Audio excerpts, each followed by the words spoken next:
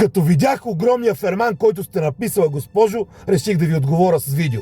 Та, госпожо, първо, никъде не съм казвал, че става въпрос за всяка жена. Напротив. Второ, аз не съм виновен за избора на мъжете ви. Не съм ги избирал аз.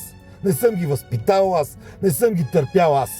Фактите са си факти. Ако някой те е бил и си измъкнала, това не те прави свята. Прави те оцелява. Уважение за това.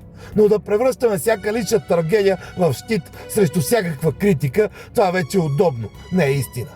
Никой няма пожизнено алиби, защото е страдал. Страданието обяснява, не оправдава всичко.